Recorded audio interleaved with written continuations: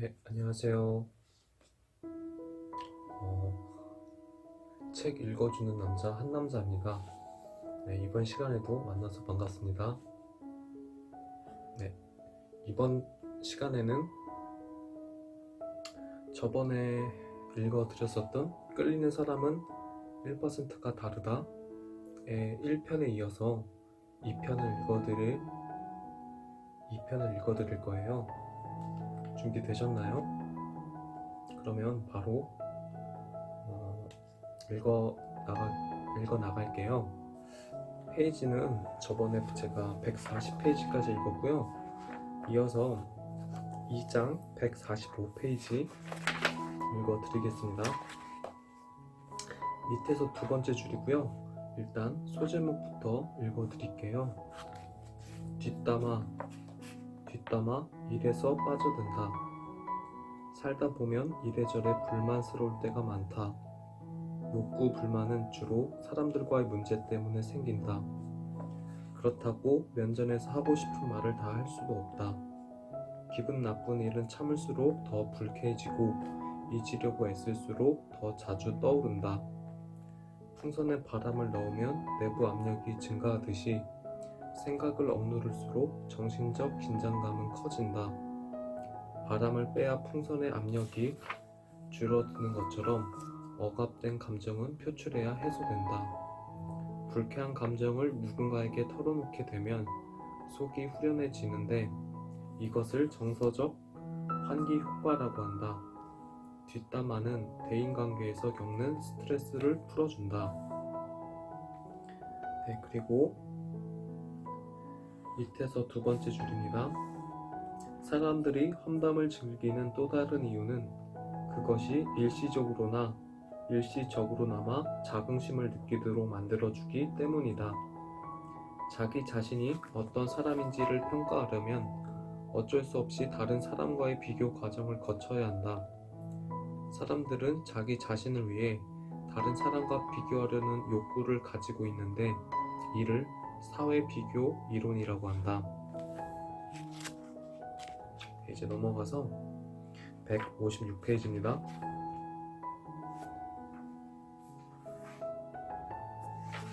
네, 소제목 자동차 판매왕의 비결 I like you 이고요. 밑에서 두 번째 줄 다시 읽겠습니다. 이 사실이 우리에게 가르쳐 주는 것은 무엇일까? 좋아한다는 말을 듣고 싶은 것은 인간의 원초적인 본능이며 우리 모두는 이 부분에서 항상 영양실조에 걸려 있다는 것이다. 사람들은 왜 그리 좋아한다는 말을 듣고 싶어 할까? 그것만큼 우리를 기분 좋게 하는 것이 없기 때문이다. 자녀 교육, 업무 지시, 상품 판매, 외교, 정치적 리더십 등 어떤 상황에서든 상대를 설득하려면 거쳐야 할 단계가 있다.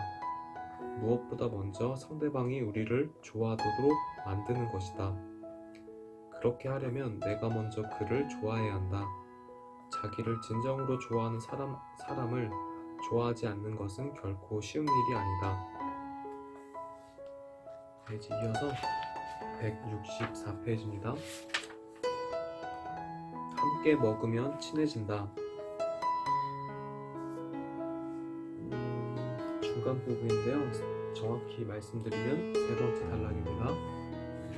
낯선 사람과 친밀감을 형성하기 위해 식사에 초대하는 일은 지구상 어디서나 가장 흔히 사용되는 방법이다. 적대감을 갖고 있던 부족들이 화해를 할 때나 공동체 유대를 강화시키는 제사나 축제 행사에는 반드시 음식을 나눠 먹는 행사가 포함된다.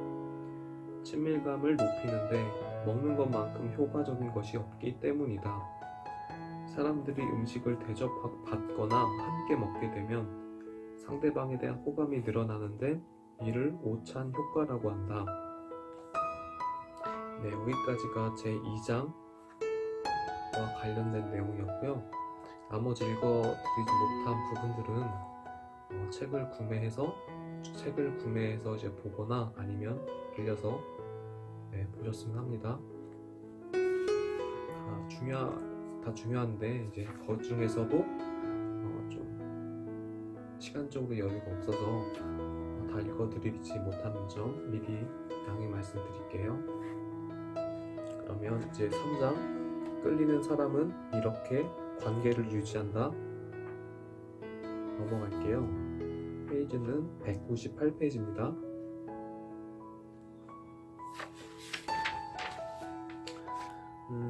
소제목 이 한마디 때문에 I just called to say I love you 라는 곡을 세계적으로 히트시킨 스티브 원더는 어린 시절 한낱 눈먼 흑인 소년에 불과했다. 그는 귀가 밝아 작은 소리를 들을 수가 있었다. 어느 날 교실 안에 쥐가 들어왔고 그 눈먼 소년은 귀를 기울여 쥐가 어디 있는지 알아냈다. 쥐는 쉽게 잡혔다. 선생님은 그를 따로 불러 이렇게 말했다. 넌 우리 반의 어떤 친구도 갖지 못한 능력을 갖고 있어. 내겐 특별한 귀가 있잖니. 이 말 한마디로 소년의 인생은 완전히 달라졌다. 패션 디자이너로 유명한 앙드레 김이 초등학교를 다닐 때 미술 선생님이 앙드레 김의 그림을 보고 이 그림은 독창적이고 창의적이다, 굉장하다고 극찬했다. 그 선생님의 칭찬에 앙드레 김은 예술가가 되겠다는 꿈을 키웠다고 한다. 좀 넘어가서 204페이지입니다. 기대가 크면 실망도 크다. 마지막 단락부터 읽겠습니다. 우리는 평소 알고 지내는 어떤 사람에 대해 그가 어떻게 행동할 것이라는 나름대로의 기대치를 갖고 있다. 상대방의 행동이 기대치를 위반하면 그에 대한 우리의 평가가 바뀐다. 만약 상대방의 행동이 우리의 기대치를 긍정적인 방향으로 위반하면 호감이 증가하고 부정적인 방향으로 위반하면 호감이 줄어든다. 이런 현상을 심리학에서는 기대치 위반 효과라고 한다. 기대치 위반 효과를 배울 수 있는 기대치 위반 효과를 통해 배울 수 있는 몇 가지 교훈이 있다. 첫째, 누군가에게 크게 실망했다면 그에 대한 우리의 기대가 너무 컸기 때문일 가능성이 많다. 둘째, 어떤 사람에 대한 기대를 낮추면 그 사람으로 인한 실망감을 줄일 수 있다. 셋째, 누군가가 우리에 대해 크게 실망했다면 우리 자신이 그에게 너무 높은 기대감을 심어주었을 가능성이 있다. 그런 경우 우리에 대한 상대방의 기대치를 이해해야 한다. 기대가 크면 실망도 크기 때문이다. 그리고 212페이지입니다. 훌륭한 리더는 적당한 거리를 유지한다. 동물의 세계에는 개체 간의 거리와 관련된 몇 가지 재미있는 현상이 있다. 야생동물들은 포식자가 일정한 거리 이상으로 다가가지 않으면 도망가지 않는데 이 거리를 도주거리라고 한다. 침입자가 다가가도 가만히 있다가 일정 거리 이내로 들어서면 공격 행동을 하는데 이를 싸움거리라고 한다. 노련한 조련사들은 사자와 같은 맹수를 다룰 때 그들과의 적절한 거리를 유지하는 것이 매우 중요하다고 말한다. 너무 멀리 떨어져 있으면 조련사를 무시하고 너무 가까이 다가가면 위협을 느낀 동물들이 조련사를 공격할 수 있기 때문이다.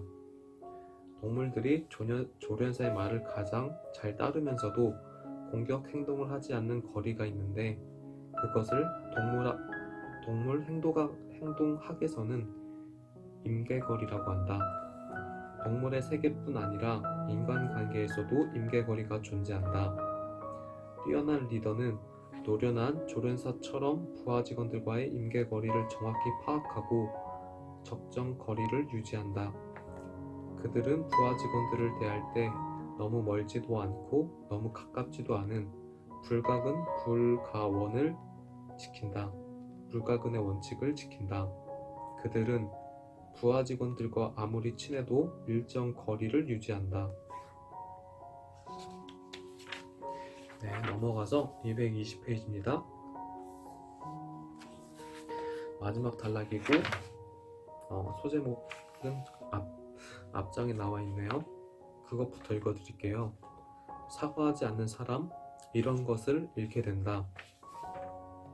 사과하고 싶었지만 상대방이 사과를 받아주지 않거나 사과를 하면 왠지 굴복하는 것 같아서 사과할 수 없었다고 말하는 사람들도 있다.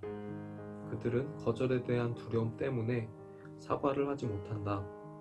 하지만 사과란 용서를 전제로 하는 것이 아니며 이기려고 하는 짓도 아니다. 것도 아니다. 사과란 그것이 옳은 일이기 때문에 해야 한다. 사과란 패자의 강요받은 굴복이 아니라 자긍심 있는 사람이 선택하는 주도적인 행동이다. 다른 사람들과 평화롭게 지내기를 원한다면 절대로 미안하다는 말을 두려워해서는 안 된다. 넘어가서 다음 페이지 229페이지입니다.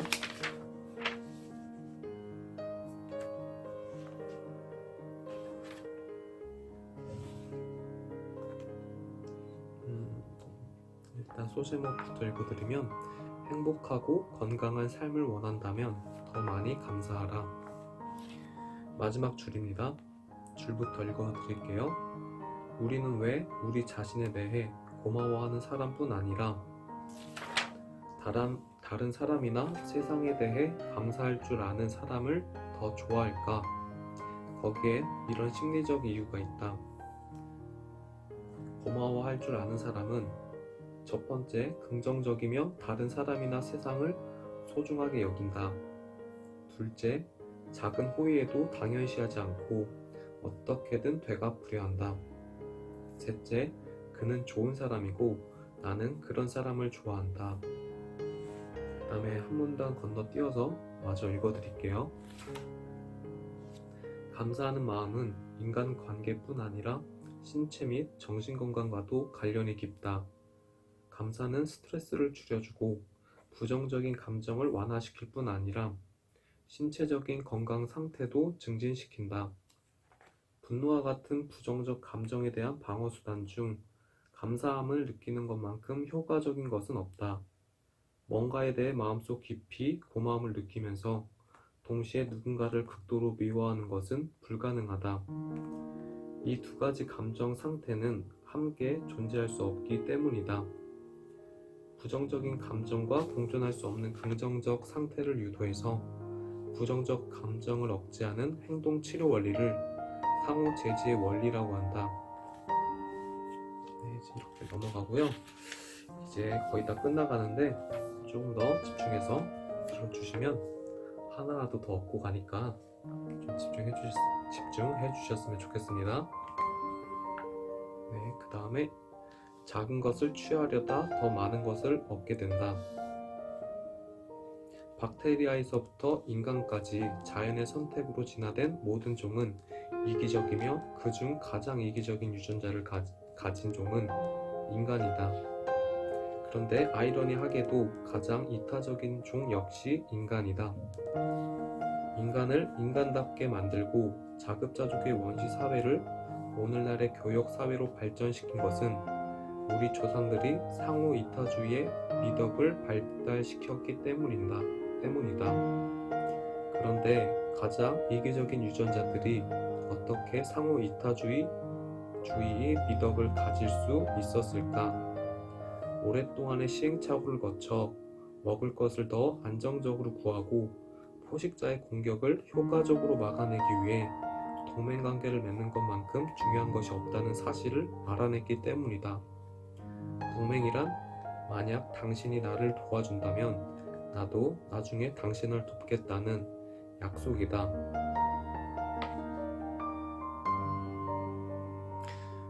전 여기서 좀 더 근본적으로 제 근본적인 원인에 대해서 제 주관적인 견해로 말씀을 드리면 일단 사람은 유일하게 생각을 할 수 있는 지구상에 있는 동물들 중에 생각할 수 있는 단 하나의 종이기 때문에 가능하지 않을까라는 생각이 들어요. 원숭이라든가 뭐 침팬지 뭐 이런 동물들도 뭐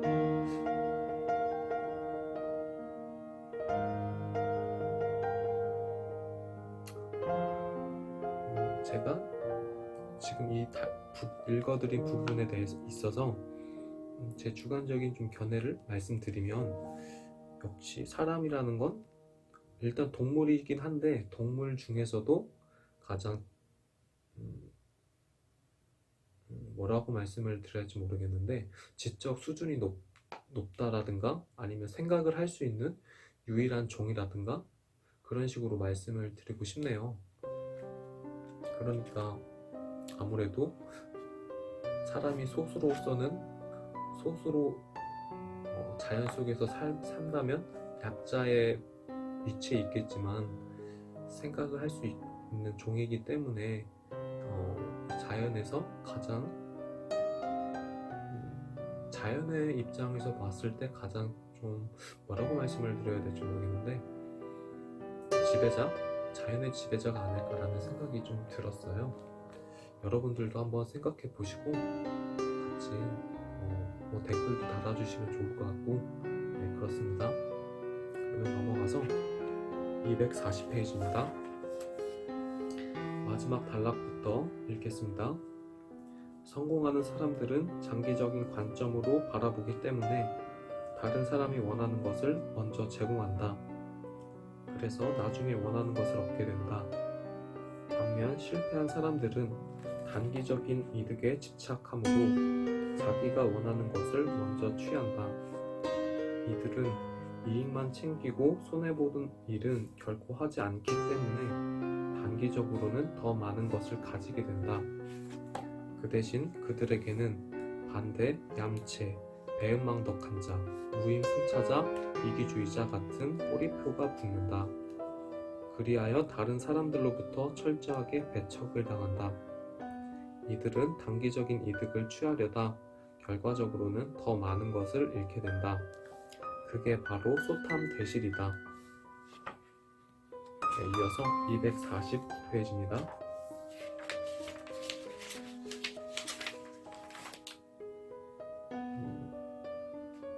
일단 소제목부터 읽어드리면, 이렇게 제가 이렇게 소제목부터 읽어드리면 뭐 이런 식으로 시작이 된다는 건 한 페이지에 그 읽어드릴 내용에 그 페이지에 소제목이 없을 때 따로 말씀을 드리는 겁니다. 화장실 들어갈 때와 나올 때 다르다. 그 다음에 249페이지 밑에서 두 번째 단락 읽어드릴게요.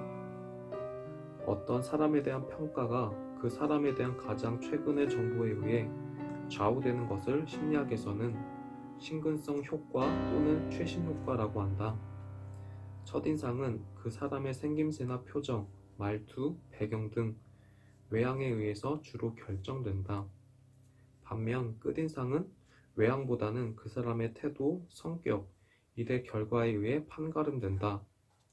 좋은 관계를 오래 유지하고 싶다면, 지속적인 경쟁 위에 서고 싶다면 첫인상이 아니라 끝인상 관리를 잘해야 한다. 첫인상은 이미 지나간 일이기 때문에 더 이상 바꿀 수 없다. 끝인상은 언제든 바꿀 수 있다. 아직 끝나지 않았기 때문이다. 네, 이렇게 본문에 있는 내용은 다 읽어드렸고요. 그 다음에 에필로그에서 좀 내용 좋은 것들이 있어서 그것을 그 부분을 마치고 책 낭독을 마칠게요. 256페이지고요. 아는 것이 힘은 아니다. 이렇게 시작하겠습니다. 어떤 책을 읽든 우리가 경계해야 할 일이 하나 있다. 그것은 읽고 난 다음에 실천하지 않는 것이다. 처세 관련 책을 수도 없이 읽지만 여전히 관계 문제를 호소하는 사람들이 많다. 자기계발 서적 속에 파묻혀 살면서도 도무지 변화된 모습을 보여주지 못하는 경우도 많다. 모두 읽고 이해하는 것에 그치기 때문이다. 이 부분에서는 제가 다른 거 다 몰라도 제가 지금까지 이 책, 이 한 권에 대한 내용을 다 읽어드린 부분을 모르더라도 알고 가지 못하셨더라도 지금 제가 읽어드린 이 한 문 단락, 이 단락만 이 단락만 가지고 자신이 생각을 해서 바꿀 수 있다면 정말 어마어마하게 큰 걸 가져갈 수 있는 거라고 생각이 들어요. 개인적인 판단이니까 자유롭게 생각해 주셨으면 좋겠습니다. 이어서 읽어 나갈게요. 사람들로부터 미움을 받고 사람들이 등을 돌리는 사람, 그로 인해 원하는 것을 얻지 못하는 사람들에게는 몇 가지 공통점이 있다. 첫째, 문제 자체를 인식하지 못하거나 자신에게 문제가 있다는 사실을 인정하지 않는다. 둘째, 해결책이 제한되어 있고 비효과적인 해결책을 반복한다. 오래전 아인슈타인은 이렇게 말한 적이 있다. 같은 방법을 반복하면서 다른 결과를 기대하는 사람은 정신병자다. 셋째, 설사 효과적인 해결책을 알고 있다 해도 그것을 실천하지 않는다. 문제를 해결하기 위해서는 먼저 문제 상황을 인식하고 자신에게 문제가 있다는 사실을 받아들여야 한다. 그리고 더 효과적인 해결책을 찾아내 실천에 옮겨야 한다. 아까 말씀드렸던 한 단락과 이제 또 두 단락 더 있었는 지금 방금 그거에 한 단락에 이어서 두 단락을 더 읽어드렸잖아요. 요 부분만 진짜 가지고 가서 자기 것으로 좋게 가져갈 수만 있다면 정말 큰 것을 얻어갈 수 있다고 생각이 들어요. 네, 그렇고요. 그 다음에 이제 마지막으로 259페이지 마지막 단락부터 읽겠습니다. 99%를 이해하지만 한 가지도 실천하지 않는 사람보다 1%밖에 이해하지 못해도 그걸 실천하는 사람이 원하는 곳에 더 먼저 도달한다. 내가 아니면 누가? 지금 아니면 언제? 라는 생각으로 한 번에 하나씩 매일매일 변화를 시도한다면 조만간 지금까지와는 완전히 다른 자신의 모습을 보게 될 것이다. 독자 여러분이 이 책을 통해 행동으로 달라진 자신의 모습을 볼 수 있게 되기를, 그로 인해 원하는 것을 더 많이 얻고 더 풍요로운 삶을 살 수 있기를 간절히 소망한다.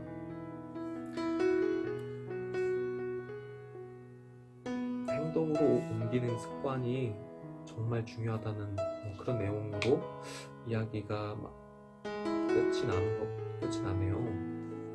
저도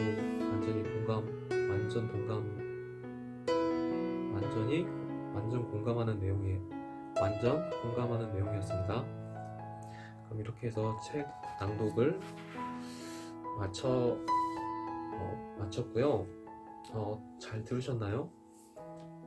제가 이렇게 항상 책 읽기가 끝이 나면 이렇게 그냥 무의식적으로 이렇게 잘 들으셨는지 좀 물어보는 습관이 있어서 그렇게 또 물어봤어요. 잘 들으셨으면 좋겠고, 아까도 말했듯이 이 전체 내용을 다 자기 것으로 만들지 못하더라도 제가 꼭 집어 말씀드렸던 그 단락, 그것만 가져가더라도 충분히